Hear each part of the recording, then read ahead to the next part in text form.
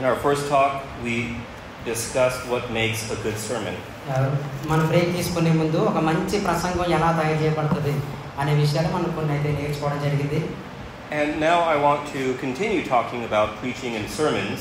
ఒక ప్రసంగముల గురించి నేను ఒక ప్రసంగాన్ని కొనసాగించాలనుకుంటున్నాను. And talk about the different variety of sermons. ప్రసంగాలలో కూడా రకరకాల ప్రసంగాలు ఉన్నాయి. దాని గురించి నేను తెలియపరచాలనుకుంటున్నాను. Can you think back to a time in life when you heard a sermon and it really impacted you?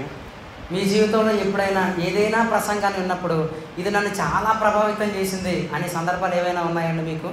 I remember one of the first. Okay, well, I want to hear some examples. Tell me about a sermon that really impacted you. ఏదైనా ప్రసంగం మిమ్మల్ని బాగా ప్రభావితం చేసి ఉంటే అలాంటి సందర్భాలు ఎవరైనా చెప్పగలిగితే దయచేసి చెప్పండి. You brother, go ahead. ఎవరు చేయలేరు ఇందాక వారు చెప్పండి. ఎప్పుడు విన్నారు, ఎలా ప్రభావితం చేసింది అనే విషయం. లేచి నుంచండి. మీరా చెప్పండి. అక్కడ నుంచి 95వ సంవత్సరంలో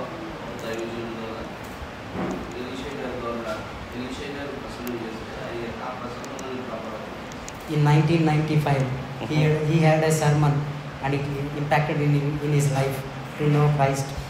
Oh, praise God. దేవునికి మహిమ కలుగును గాక. Very good. Brother? 1998 Lutheran Church background. He comes from a Lutheran Church background in 1998. 2000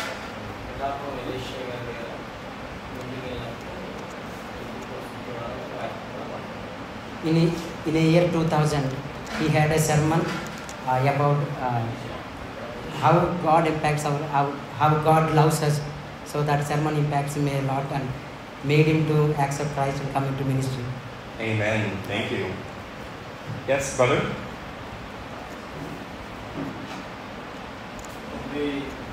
వీళ్ళు సేవకుడు మా ఆత్మీయతని కుటుంబం ఆయన బోధిస్తున్నప్పుడు యెషయా గ్రంథం నుండి 43వ గ్రంథం నుంచి మాట్లాడుతుంటాను. నేను దాని ద్వారా నేను యెషయా గ్రంథం 43.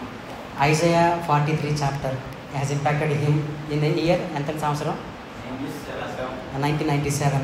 The sermon from Isaiah 47 has impacted his life. Great. And that was a new beginning, he says. Okay, I would like to hear from one of the ladies. Surely you sometime in your life heard a good sermon. ఇక్కడ స్త్రీలు కూడా ఏదైనా విషయం చెప్పాలనుకుంటే మీరు కూడా చెప్పొచ్చు. ఏదైనా ప్రసంగం మీకు బాగా ప్రభావితం చేసింది లేక మిమ్మల్ని బలపరిచింది అనే ప్రసంగం ఏదైనా ఉంటే తెలియపరచండి. Would one of you like to share about a sermon that impacted your life? స్త్రీల దగ్గర నుంచి ఎవరైనా చెప్తారండి? మీలో ఎవరైనా ఆ ప్రసంగం నన్ను బలపరిచింది అనే విషయం ఏదైనా చెప్పగలిగితే దయచేసి చెప్పడానికి ప్రయత్నించాను. Not a problem. ఇబ్బంది ఏమీ లేదు. దేవుడికి మహిమ కలుగుతుంది. He wants to. Please.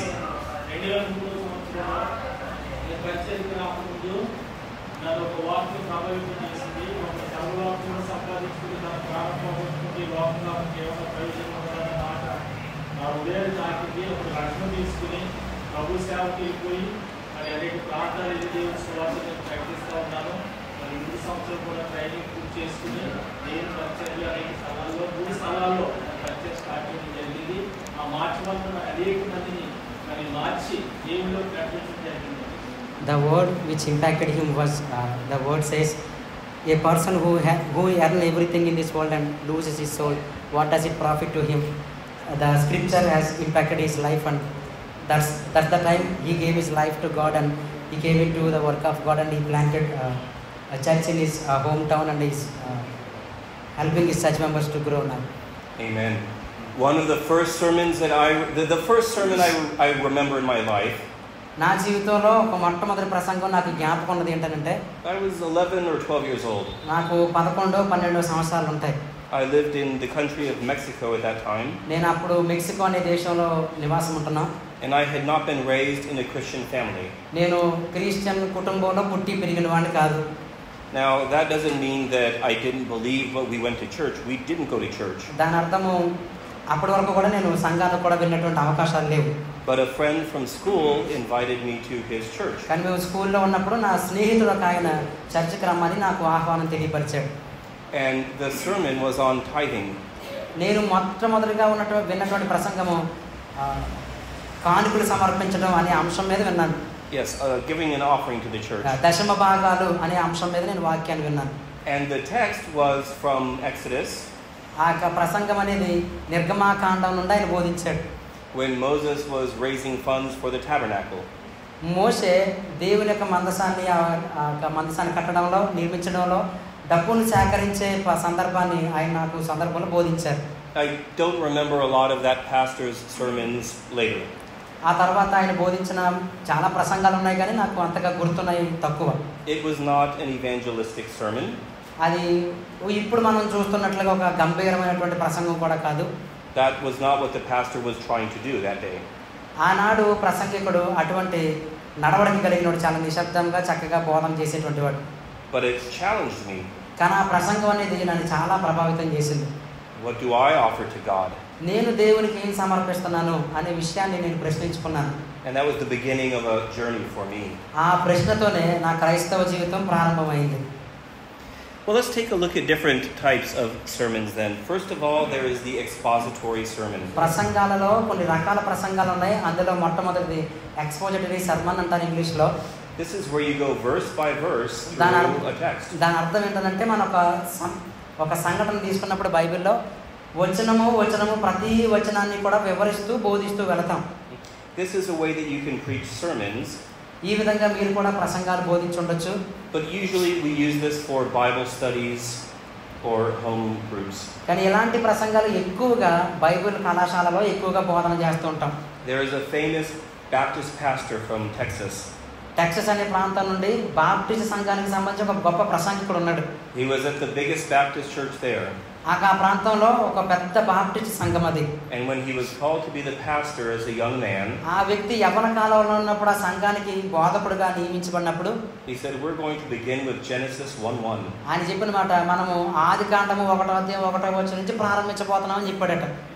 And then many decades later, చాలా సంవత్సరాలు గడిచిపోయిన తర్వాత at his retirement, ఆయన పాస్టర్గా రిటైర్ అయిపోయే సమయంలో he preached the closing verses of Revelation.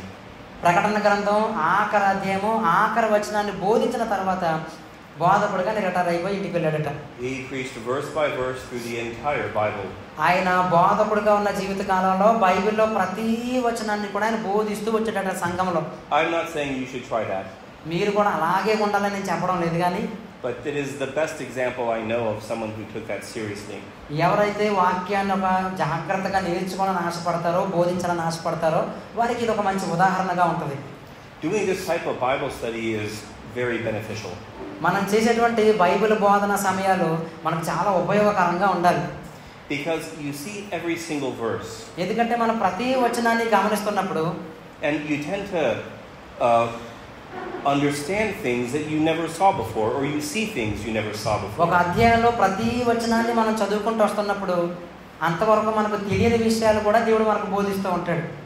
Or when you're in a group with other people, somebody will see something that you haven't seen. లేకపోతే ఈ రీతిగా మనకు గ్రూపుగా మనం కూడుకున్నప్పుడు ఒక్కొక్క వచనం నుంచి ఒక్కొక్కరు బోధిస్తున్నప్పుడు ఒక కొత్త విషయాలు మనకు తెలియజేయబడతాయి. Have any of you preached through an entire book of the Bible?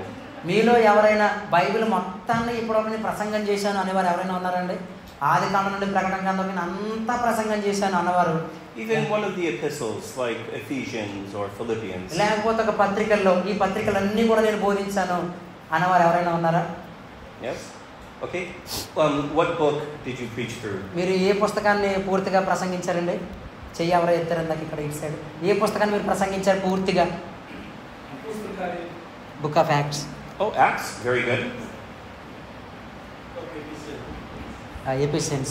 Ephesians. Okay, excellent. అది చాలా మంచి విషయం మీరు చెప్పినటువంటి విషయాలు. One of the benefits of this type of preaching through an entire book ఈ రీతిగా ఒక పుస్తకం అంతా కూడా ప్రతి వచనము బోధించడం వల్ల కలిగే ఉపయోగాలు ఏంటంటే has to do with the point I made last time. మరి కొంత సమయం క్రితం కూడా నేను ఈ విషయాన్ని మీకు చెప్పాను. Learning about the world of the Bible. బైబిల్లో ఉన్నటువంటి సందర్భాన్ని, వాక్యము రాసిన పరిస్థితులను మనం అర్థం చేసుకోవాలని చెప్పాను ఇంతకు ముందే. If you read a little passage from Ephesians, ఒకవేళ ఎఫెసీ పత్రికలో ఒక చిన్న భాగాన్ని మీరు చదివితే కనుక you can't understand the entire book. ఆ చిన్న భాగాన్ని చదివి విడిచిపెట్టేస్తే ఎఫెసీ పత్రిక అంతట్లోనే చెప్పబడిన విషయాలు మనకు అర్థం కావు. It's like developing a friendship. ఇది ఎలాగనంటే ఒక స్నేహాన్ని బలపరచుకోవడం లాంటిది. You have to spend time with the book. మనం ఇక బైబిల్లో లేఖన పరిశుద్ధ గ్రంథంతో సమయాన్ని ఎక్కువగా గడిపే వారంగా ఉండాలి. Previously I worked at the cathedral in Madrid. Madrid అనే ప్రాంతంలో నేను ఒక క్యాథీడ్రల్లో సేవకునిగా పనిచేశాను. And I was in charge of the Wednesday evening service. బుధవారం సాయంత్రం జరిగే ఆరాధనా కార్యక్రమాలకి నేను నాయకుడిగా ఉన్నాను. And we preached through 1 Samuel. మొదటి సమూయేలు గ్రంథం నుండి మేము ప్రసంగించడం ప్రారంభించాం. It's a long book. అది ఒక పెద్ద పుస్తకమే. And it was not just me. I had one of the other pastors, so we would go back and forth. అక్కడ నేను ఒక్కడిని మాత్రమే కాక నాతో పాటు మరొక సహబోధకుడు కూడా ఉండేవాడు. మేమిద్దరం కలిసి మొదటి సమూయేలు గ్రంథాన్ని సంపూర్ణంగా బోధించడం జరిగింది. Now, if you already have readings that you have to use every Sunday, that's fine. మీరు కూడా ఈ రీతిగా ప్రతి ఆదివారం ఒక భాగాన్ని బోధించడానికి సిద్ధపడితే అది మంచి విషయమే. But remember this for your Bible studies. కానీ మీరు వ్యక్తిగతంగా చదివే వాక్య సమయానికి ఇది జ్ఞాపకం చేసుకోండి. A Bible study is not the same thing as a sermon. వ్యక్తిగతంగా బైబిల్ చదవడం అనేది, వాక్యాన్ని బోధించడం అనేది రెండు కూడా వేరే వేరే విషయాలు. But they overlap very much. కానీ ఆ రెండు కూడా ఒకదానితో ఒకటి సంబంధాన్ని కలిగి ఉన్నాయి. Another type of sermon is the topical sermon. మరొక ప్రసంగం ఏంటంటే టాపికల్ సర్మన్ అంటారు ఇంగ్లీష్లో. I was doing my PhD in Scotland. నేను స్కాట్లాండ్ అనే ప్రాంతంలో PhD చదువుతున్నప్పుడు And I visited a church with Iranian people from Iran. Iran ప్రాంతం నుంచి వచ్చిన ఒక సంఘంలో నేను వెళ్ళడం జరిగింది. And these were all converts from Islam. ఆ సంఘంలో ఉన్న వారందరూ కూడా ఇరాన్ ప్రాంతం నుంచి వచ్చిన వారు, అందరూ కూడా ముస్లింల నుండి క్రైస్తవ్యానికి మార్చబడిన వారు. And they were doing a topical series. ఆ సంఘంలో ఇప్పుడు నేను చెప్పినట్టుగా టాపికల్ ప్రసంగం అనేటువంటి వారు చేసేవారు. In this case, it was the 10 Commandments. అందులో ఒక ఉదాహరణకు 10 ఆజ్ఞలు వారు బోధిస్తున్నారు అనుకుందాం. I thought this was strange. ఇది చాలా వింతగా కనిపిస్తుందని నేను అనుకున్నాను అప్పుడు నేను వెళ్ళినప్పుడు. I had never heard a series on the 10 Commandments. 10 ఆజ్ఞల మీద ఒకరు ఒక గొప్ప ప్రసంగాన్ని బోధించడం అప్పటి వరకు నేను వినలేదు. I asked the pastor why. ఆ పాస్టర్ గారు నేను అడిగాను, ఎందుకు మీరు ఎలా బోధిస్తున్నారని చెప్పి. He said, when people come from Islam to Christianity, ఆయన చెప్పిన మాట, ఎప్పుడైతే ఒక వ్యక్తి ముస్లింల నుండి క్రైస్తవ్యానికి వస్తాడో they think the main difference is about forgiveness. వాళ్ళు అనుకునేటువంటిది ఒక ప్రాముఖ్యమైన విషయం, క్షమాపణ గురించి వారు ఆలోచన చేస్తూ ఉంటారు. In Islam, you work for your forgiveness. ఇస్లాం ముస్లింలో ఆలోచన విధానం ఏంటంటే మనకు క్షమాపణ కొరకు మనం కష్టపడాలి, పని చేయాలి అని వాళ్ళు నమ్ముతారు. In Christianity, it is a gift from the grace of God. కానీ క్రైస్తవ్యంలో అయితే మన పాప క్షమాపణ అనేది దేవుని కృప ద్వారా జరుగుతుంది, మనం చేయగలిగింది ఏదీ లేదు అని మనం నమ్ముతాం. The other thing they think is we're moving from one prophet to a different one. ముస్లింలు అనుకునే విషయం, ఒక ప్రవక్త దగ్గర నుండి ఇంకో ప్రవక్త దగ్గరికి వెళ్తామని వాళ్ళు అనుకుంటారు. We're going to leave Muhammad Mohammed అనే ప్రవక్తని విడిచిపెట్టి and we're going to follow Jesus. యేసు అనే ప్రవక్త దగ్గరికి వెళ్తున్నామని వాళ్ళు అనుకుంటారు. And he said these things are not wrong, ఈ విషయాలు మహా తప్పు విషయాలు అయితే కాదు, కానీ but they're incomplete. అది చాలా పూర్తి కానటువంటి అంశాలుగా మిగిలిపోతాయి. Because the Christian vision of how to live life, that is ethics, ఎందుకనంటే ఒక క్రైస్తవుడు ఎలా జీవితాన్ని జీవించాలి అనే విషయాలను చూసినప్పుడు is totally different than the Muslim ethics. ముస్లింలకున్న ఆలోచన విధానానికి చాలా విభిన్నంగా మనకు కనిపిస్తుంది క్రైస్తవ ఆలోచనలు. So we have to teach them do not lie, for example. కాబట్టి వారికి ప్రతిదీ కూడా మనం బోధించాలి. ఉదాహరణకు అబద్ధం ఆడకూడదు అనే విషయాన్ని బోధించాలి. In Islam, they've never heard this. మరి ముస్లింలు వారి గ్రంథాల్లో వారు ఇప్పుడు కూడా వినుండకపోవచ్చు.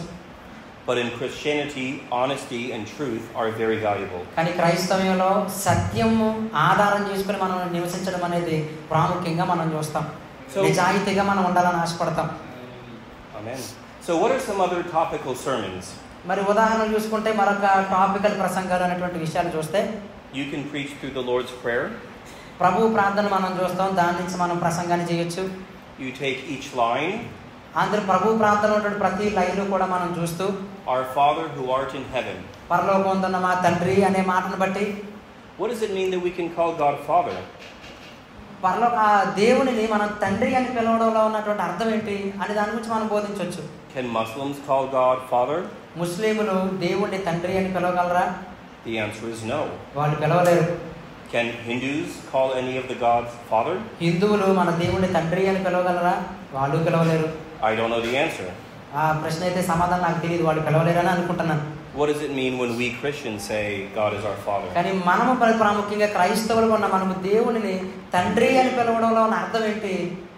So you take this topic, ఆ విషయాన్ని మనం బోధించడంలో ఈ అధ్యయన పాఠాన్ని మనం తీసుకొని you find some other verses from Scripture, దీనికి సంబంధించిన మరొక విషయాలను మనం దీనికి జతపరుస్తూ and you develop that into a sermon. ఒక ప్రసంగంగా మనం మార్చుకోవచ్చు దానిని. And you would do that with each line of the Lord's Prayer. ప్రభు ప్రార్థనలో ఉన్న ప్రతి లైన్ కూడా మనం తీసుకొని దానికి సంబంధించిన వేరే విషయాలు దీనికి జతపరుస్తూ ఒక గొప్ప ప్రసంగంగా మనం అయితే చేయొచ్చు. I guarantee you that the people in your church, మీ సంఘాల్లో ఉన్నటువంటి సంఘ సభ్యులందరూ కూడా once they have listened to 2 months of preaching on the Lord's Prayer, ప్రభు ప్రార్థన అనే అంశం మీద ఒక 2 నెలల పాటు వాక్యాన్ని వింటే it will be much closer to their heart. వారి హృదయాలలో దేవునితో ఉన్న సంబంధంలో మరింతగా దగ్గర అవుతారని అయితే నేను నమ్ముతున్నాను.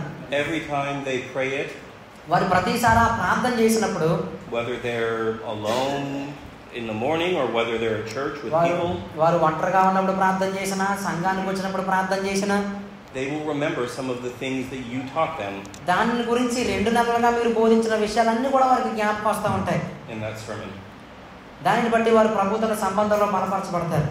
Any other suggestions? What are some other lists or things that we could preach a topical series ఈ on? రీతిగా ఒక అంశాన్ని తీసుకుని మనం ప్రసంగం చేసే సందర్భాలు ఇంకేమైనా ఉన్నాయంటారా? ప్రభు ప్రార్థన కానీ 10 ఆజ్ఞలు కానీ ఇలా ఒక సందర్భాన్ని తీసుకుని ప్రసంగం చేయొచ్చు అనే అవకాశాలు ఏదైనా ఉన్నాయని మీరు అంటారా? ఎవరైనా ఉంటే ఎవరైనా చెప్పండి. ఉన్నాయి, చాలా ఉన్నాయి కనుక అందులో ఏదైనా. Yes sir, they sir yes. I want the examples. Like what? ఉన్నాయన్నారు కాబట్టి ఉదాహరణలు కూడా చెప్పమని అడుగుతున్నారు.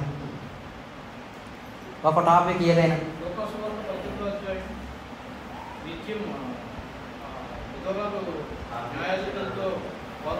A widow who goes to the judge and seeks justice.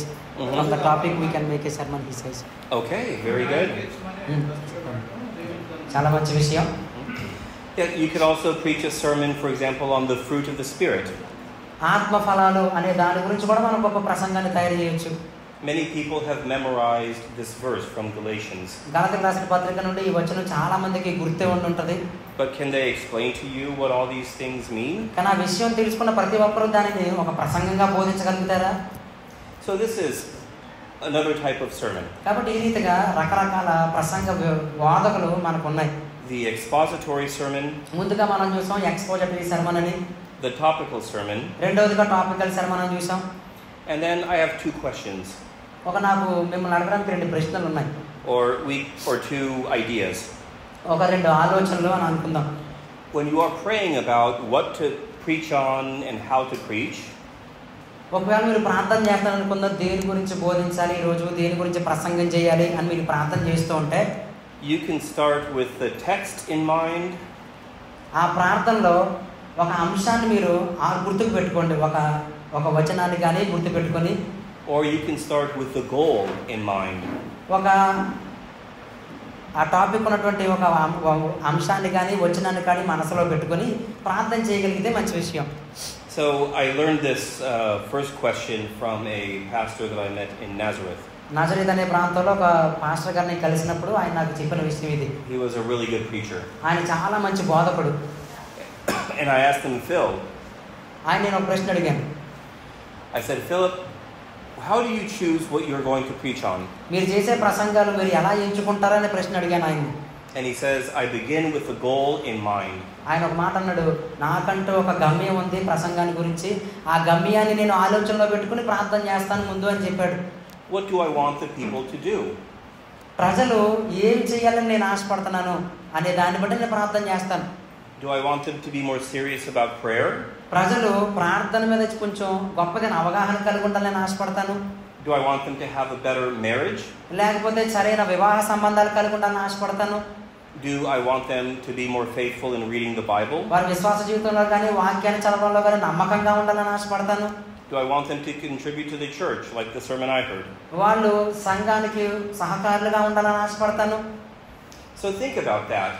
కాబట్టి ఇలా కొన్ని ఆలోచనలు నా మనసులో పెట్టుకొని When you look at your church, what do you want to change? నేను ప్రసంగం చేస్తాను కాబట్టి అదే విధంగా మీ సంఘాలలో కూడా ఏం మార్పు కలగాలని మీరు ఆశపడుతున్నారు, And దానిని then, మీరు ఆలోచనలో పెట్టుకుంటే మంచి ప్రసంగాలు మనం చేయగలుగుతాం. so that is to start with the goal in mind.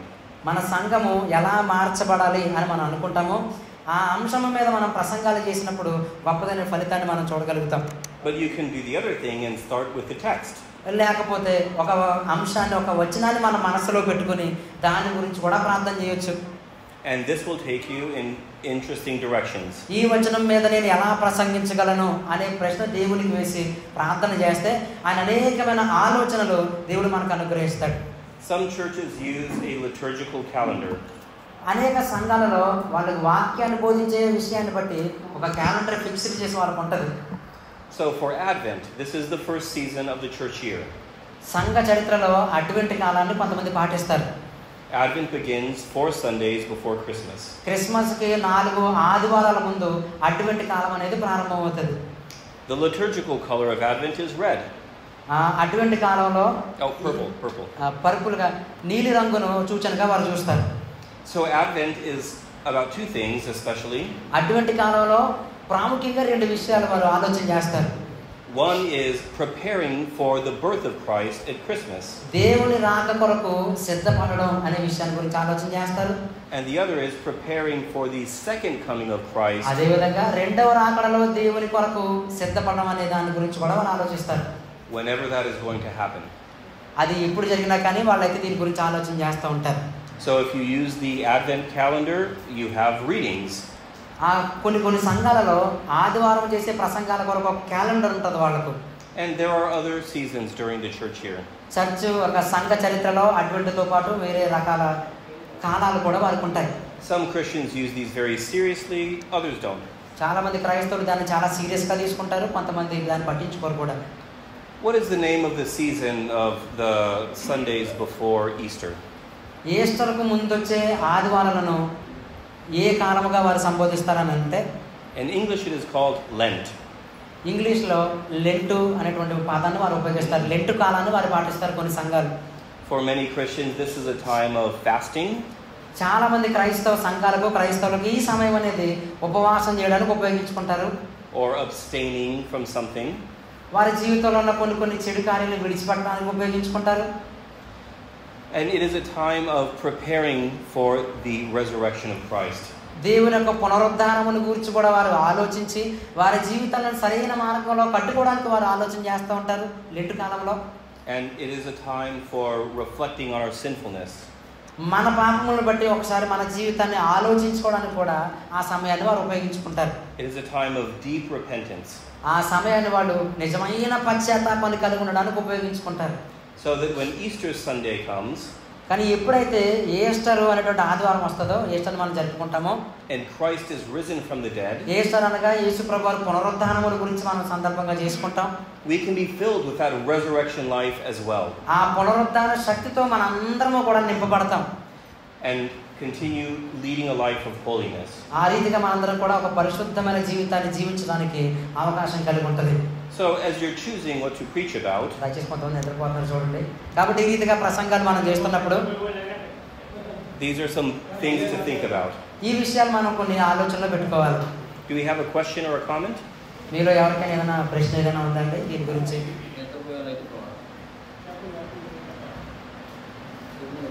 So they want you to continue. Okay. And I'll share with you a couple of my own favorite parts of the Christian year. సంఘ చరిత్రలో నాకు బాగా నచ్చిన కొన్ని విషయాలు మీకు తెలియపరచాలని ఇష్టపడుతున్నాను. I love Epiphany. Epiphany అనే కాలము అనే సందర్భం నాకు చాలా ఇష్టమైంది. తెలుగులో ఎపిఫానియా అంటారు, అది నాకు చాలా ఇష్టమైంది. In Spain where I live, Epiphany is called Three Kings Day. నేను నివాసం ఉండేటువంటి స్పెయిన్ ప్రాంతంలో ఎపిఫానియా అనే దానిని త్రీ కింగ్స్ 3 kings. 3 రాజులను గురించి వాళ్ళు బోధించేటువంటి విషయాలు ఉంటాయి. Because the tradition is that you have 3 kings who bring Jesus the gifts when he is there as a little child in Bethlehem. ఆయన యేసు ప్రభువారు బెత్లెహేముతో చిన్న పిల్లవాడిగా ఉన్నప్పుడు ఒక 3 వ్యక్తులు ఆయన దగ్గరికి వచ్చిన సందర్భాన్ని బట్టి అక్కడ స్పెయిన్ అనే ప్రాంతంలో ఎపిఫానియా కాలంలో దాన్ని బోధిస్తారు. In the United States, children will leave cookies and milk for Santa Claus.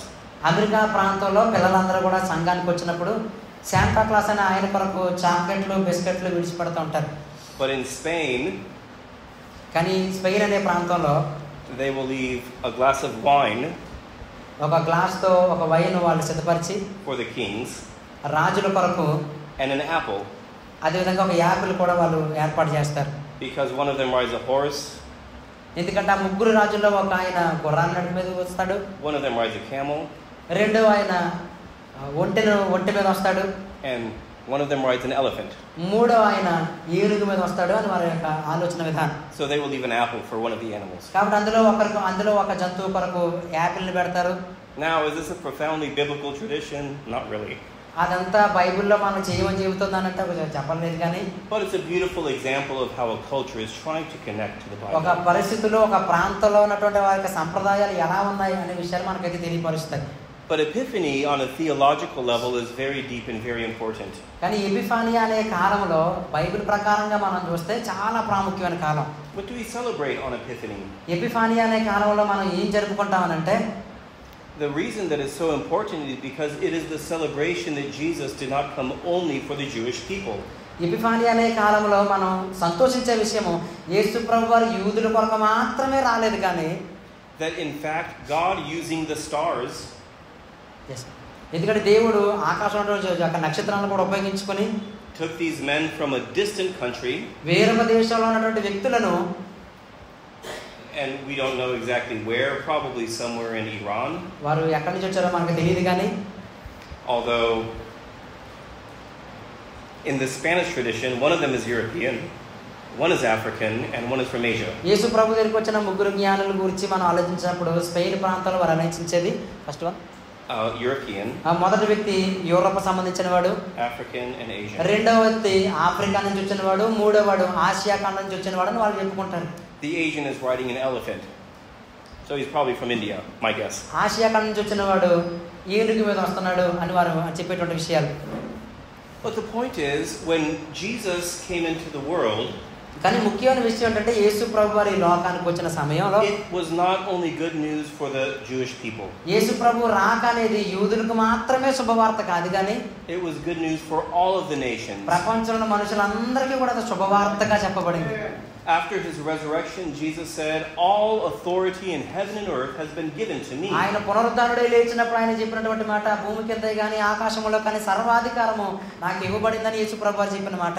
Therefore go into all the world, అందుకని ఆయన శిష్యులతో చెప్పాడు, సమస్త లోకానికి మీరు వెళ్ళండి, making disciples of all the peoples, సువార్తను ప్రకటించి ప్రతి ఒక్కరు నా కొరకు శిష్యులుగా మార్చండి ప్రభు తన శిష్యులకు చెప్పాడు. baptizing them in the name of the Father and the Son and the Holy తండ్రి Spirit, కుమార పరిశుద్ధాత్మ నామములో వారికి బాప్తిస్మం ఇవ్వండి అని చెప్పాడు.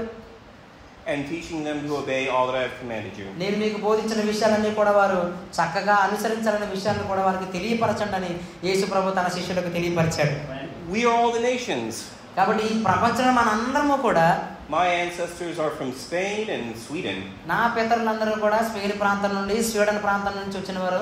They would not receive the gospel for hundreds of years. in చాలా Sweden. సంవత్సరాల వరకు వాళ్ళ మధ్యలో సువార్త అనేది చేయబడలేదు.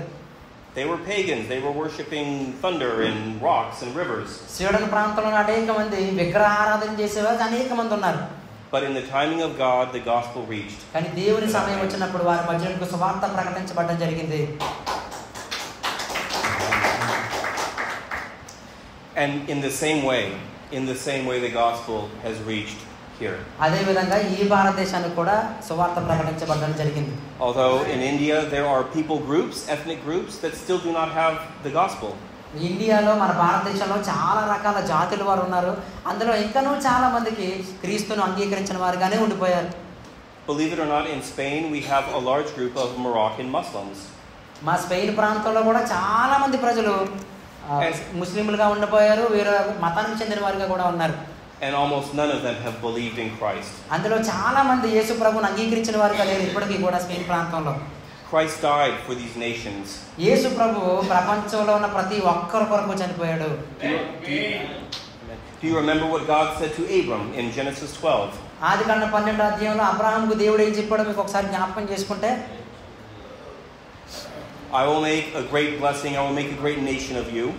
నేను నిన్ను ఆశీర్వదిస్తాను, గొప్ప జనాంగముగా నేను మారుస్తాను, ఒక వాగ్దానాన్ని ఇచ్చాడు. I will give you land. నేను నీకు స్థలాన్ని ఇస్తానన్నాడు. I will give you descendants. నేను నీకు వారసత్వాన్ని ఇస్తానన్నాడు. Those who bless you, I will bless them. నిన్ను ఆశీర్వదించిన వారిని నేను ఆశీర్వదిస్తానన్నాడు. Those who curse you, I will curse. నిన్ను శపించిన వారిని నేను శపిస్తానని దేవుడు చెప్పాడు. And I will make you a blessing to all the nations of the earth. ఈ భూమి మీద ఉన్న ప్రతి దేశానికి నిన్ను ఆశీర్వాదకరంగా మారుస్తానని అబ్రహాముకు దేవుడు సెలవిచ్చాడు. And the Great Commission is a fulfillment of that promise from thousands of years before. కాబట్టి అదే విధంగా ఇప్పుడు గ్రేట్ కమిషన్ ఆదికాండంలో మత్తయి సువార్తలో దేవుడు ఏదైతే శిష్యులకు తెలియపరిచాడో ఆ విషయాన్ని అక్కడ అబ్రహాములకు ముందుగానే తెలియపరిచాడు. Do you remember in Revelation when John is kind of getting a tour of heaven? ప్రకటన గ్రంథంలో మనం చూస్తున్నప్పుడు యోహాను దర్శన రీతిగా పరలోకాన్ని చూస్తాడు. He says, and I saw a great group of people before the throne. యోహాను దర్శన రీతిగా చూస్తూ ఉంటాడు, పరలోక రాజ్యంలో ఒక గొప్ప జన సమూహాన్ని చూస్తున్నాను. People from what? Does anyone know the verse? ఆ వచనం ఎవరికైనా తెలుసా అండి? యోహాను అంటాడు కదా, పరలోక రాజ్యంలో గొప్ప సమూహాన్ని నేను చూస్తున్నాను అనేక ప్రాంతాల నుండి. అది ఒకసారి చెప్పమండి.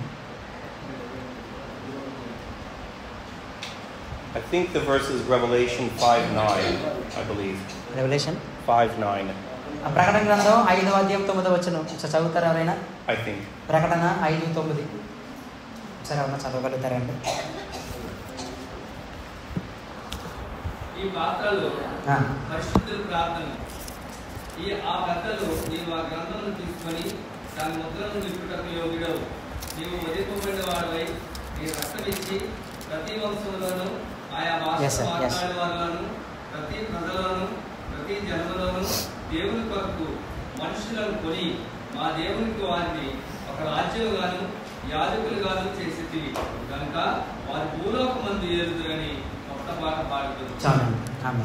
Amen. So do you see that there's a line there? అక్కడ వచ్చిన మనం చూసినప్పుడు ఒక ప్రత్యేకమైన మాట మనకు కనపడుతుంది.